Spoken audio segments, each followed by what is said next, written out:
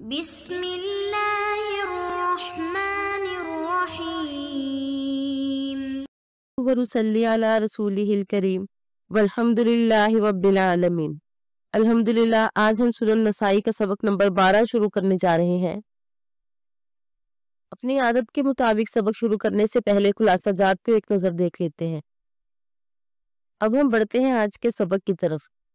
البول فی البیت جالسا یعنی گھر میں بیٹھ کر پیشاب کرنا۔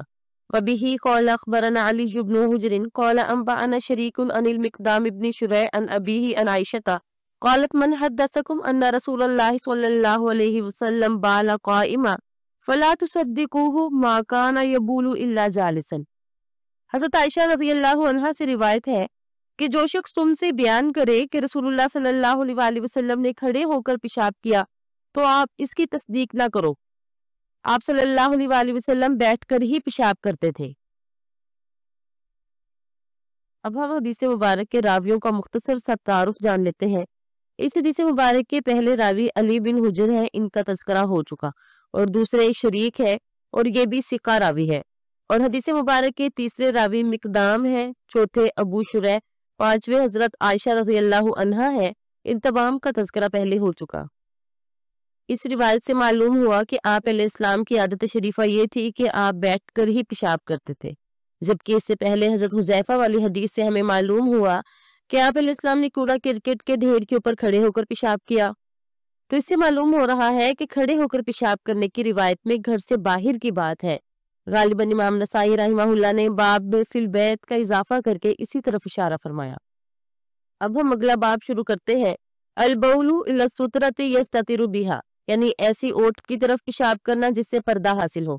وبہ قال اخبرنا حناد بن سریج عن ابی معاویہ عن الاعمش عن زید بن وہب عن عبد الرحمن بن حسنۃ قال خرج علینا رسول اللہ صلی اللہ علیہ وسلم وفی یدہ کہیۃ الدرقۃ فوضعها ثم جلس خلفها فبال الیہا فقال بعض القوم انظروا یبول کما تبول المرأۃ فسمعه فقال اوما علمت ما اصاب صاحب بنی اسرائیل كانوا اذا اصابهم شيء من البول قرزوه بالمقاريز فنهاهم صاحبهم فعذب في قبره۔ حضرت عبد الرحمن بن حسنہ رضی اللہ عنہ سے روایت ہے کہ رسول اللہ صلی اللہ علیہ وسلم ہمارے پاس تشریف لائے اور آپ کے ہاتھ مبارک میں ڈھال کی طرح کوئی چیز تھی۔ آپ صلی اللہ علیہ وسلم نے اسے نیچے رکھا اور اس کی اوٹ میں بیٹھ کر پیشاب کیا۔ لوگوں میں سے ایک شخص کہنے لگا، دیکھو آپ اس طرح پیشاب کر رہے ہیں جیسے عورت پیشاب کرتی ہے۔ آپ صلی اللہ علیہ وسلم نے اس کی بات سن لی اور فرمایا، کیا تجھے علم نہیں کہ بنی اسرائیل کے ایک شخص کو کیا سزا ملی تھی؟ انہیں جب پیشاب لگ جاتا تو وہ کینچی سے کاٹتے تھے، چنانچہ ان کے ساتھی نے اسے روکا تو اسے قبر میں عذاب دیا گیا۔ اب ہم حدیث مبارک کے راویوں کے بارے میں مختصر سا جان لیتے ہیں۔ اس کے پہلے راوی حناد ہیں، ان کا ذکر ہو چکا، اور دوسرے محمد بن خازم ہے اور یہ بھی ثقہ راوی ہے، اور تیسرے راوی اعمش ہے، ان کا تذکرہ بھی ہو چکا، اور چوتھے راوی زید بن وہب ہے۔ زید بن وہب کے بارے میں یہ آتا ہے کہ آپ علیہ السلام سے ملاقات کرنے کے لیے یہ راستے میں ہی تھے کہ آپ علیہ السلام کی وفات ہو گئی اور وہ ملاقات نہیں کر سکے۔ اور اس حدیث مبارک کے پانچویں راوی عبد الرحمن بن حسنہ ہے جو شرحبیل بن حسنہ کے بھائی ہے۔ اس حدیث مبارک میں ایک لفظ استعمال ہوا درکا۔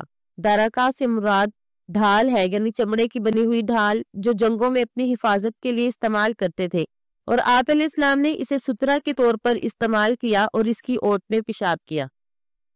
تو اس سے ہمیں معلوم ہوا کہ پیشاب کرتے وقت بھی پردے کا اہتمام ہونا چاہیے، جیسے آپ علیہ السلام نے اس ڈھال کو پردے کے لیے استعمال کیا، اور دوسرا یہ بھی معلوم ہوا کہ اگر پردے کا انتظام ہو تو پیشاب کے لیے دور جانے کی بھی ضرورت نہیں، اور بہرحال پیشاب کے قطروں سے بچنا ضروری ہے کیونکہ یہ عذاب قبر کا سبب بن سکتے ہیں۔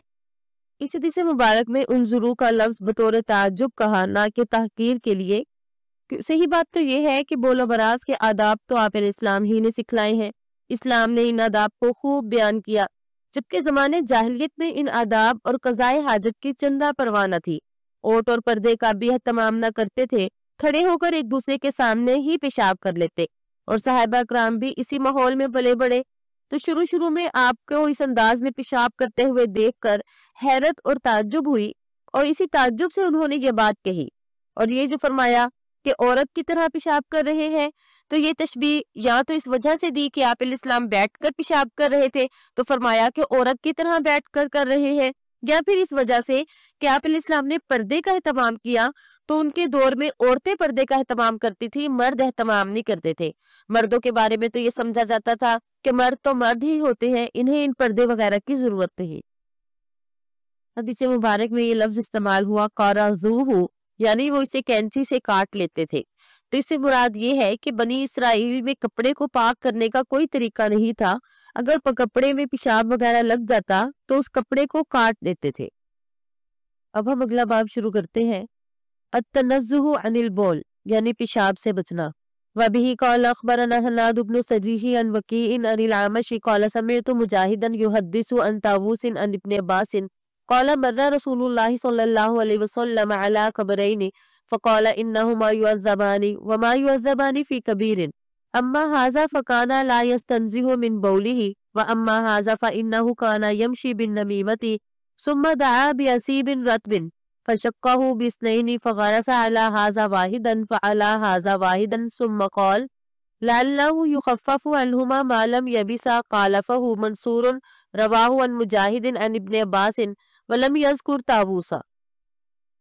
حضرت ابن عباس رضی اللہ عنہما سے روایت ہے کہ رسول اللہ صلی اللہ علیہ وسلم کا گزر دو قبر والوں کے پاس سے ہوا تو فرمایا کہ تحقیق ان قبر والوں کو عذاب ہو رہا ہے اور انہیں کسی بھاری کام کی وجہ سے عذاب نہیں ہو رہا۔ اس قبر والا یہ تو پیشاب کے چھینٹوں سے نہیں بچتا تھا اور یہ قبر والا یہ چگلیاں کھاتا تھا۔ پھر آپ صلی اللہ علیہ وسلم نے کھجور کی تازہ شاخ منگوائی، اسے چیر کر دو حصے کر دیا، پھر ایک قبر پر گاڑ دیا اور ایک دوسری قبر پر، پھر فرمایا کہ امید ہے کہ یہ جب تک خشک نہیں ہوتی ان سے عذاب میں تخفیف کی جائے گی۔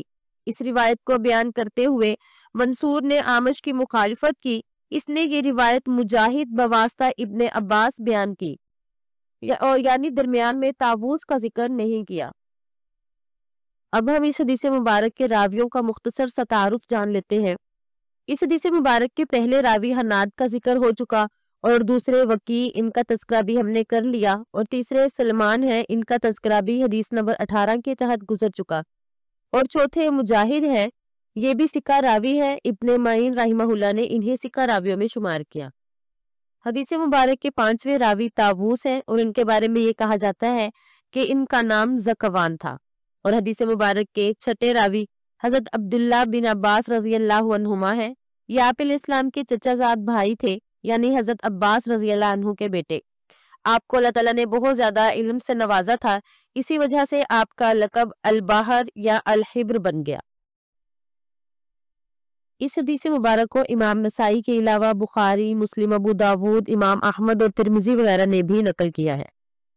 یعذبان وما یعذبان فی کبیر، تو کبیرن کے ترجمے میں اکثر حضرات اس کا یہ معنی کرتے ہیں کہ یہ کبیرہ گناہ نہیں تھے، حالانکہ چغلی کرنا اور پیشاب کے قطروں سے نہ بچنا یہ کبیرہ گناہ ہے، تو اس کا مطلب یہ ہوا کہ یہ دونوں اتنے بھاری اور مشکل کام نہیں تھے کہ ان سے بچا ہی نہ جا سکے، جیسے کہ بخاری شریف کی روایت میں بھی اس کی صراحت موجود ہے کہ آپ علیہ السلام نے فرمایا ثم قال بلا، تو اس سے معلوم ہوا کہ یہ گناہ تو کبیرہ ہے لیکن ان سے بچنا مشکل نہیں تھا۔ اور اس حدیث مبارک سے ہمیں یہ بھی معلوم ہوا کہ عذاب قبر برحق ہے، کیونکہ آپ علیہ السلام نے یہاں پر فرمایا کہ ان دونوں کو قبر میں عذاب دیا جا رہا ہے، اور دوسرا یہ کہ یہ قبر والے مسلمان تھے، کیونکہ آپ علیہ السلام نے ان کی شفاعت کی، اور یہ شفاعت مسلمانوں کے لیے ہی ہوتی ہے، اگر یہ کافر ہوتے پھر تو ان کو ان کے کفر کی وجہ سے ہی عذاب دیا جاتا۔ تخفیف عذاب کے لیے قبر پر سبز چھڑی رکھنا درست ہے یا نہیں، علماء کا اس کے بارے میں اختلاف ہے۔ بعض حضرات نے فرمایا کہ سبز یعنی تازہ چھڑی جو ہے وہ اللہ تعالیٰ کی تسبیح بیان کرتی ہے، اس لیے اس کو رکھ دیا جائے، اور دوسرے حضرات فرماتے ہیں کہ اللہ تعالیٰ کی تسبیح ہر چیز کرتی ہے، اس میں سبز شاخ جو ہے وہ خاص نہیں، یعنی تر ہو، خشک ہو یا کوئی اور چیز ہو، ہر چیز ہی اللہ تعالیٰ کی تسبیح بیان کرتی ہے۔ اور وہ حضرات یہ فرماتے ہیں کہ چھڑی کا تخفیف عذاب سے کوئی تعلق نہیں، کیونکہ آپ علیہ السلام نے جو چھڑی رکھی یہ تو آپ علیہ السلام کا معجزہ تھا، کہ اللہ تعالیٰ نے معجزانہ طور پہ آپ کو قبر کے اندر کے حالات دکھلا دیے، ورنہ اس کا تخفیف عذاب سے تعلق نہیں۔ اور جو علماء شاق رکھنے کو پسند فرماتے ہیں، انہوں نے فرمایا کہ آپ علیہ السلام کے صحابی حضرت بریدہ رضی اللہ تعالیٰ عنہ نے اس بات کی وصیت کی تھی کہ ان کے قبر میں چھڑی رکھی جائے، اس لیے یہ رکھنا جائز ہے۔ آج کے سبق کو ہم یہیں پہ مکمل کرتے ہیں۔ امید ہے کہ آپ کو آج کا سبق اچھے سے سمجھ آ گیا ہوگا۔ اگلے سبق تک کے لیے اجازت چاہوں گی۔ السلام علیکم ورحمۃ اللہ وبرکاتہ۔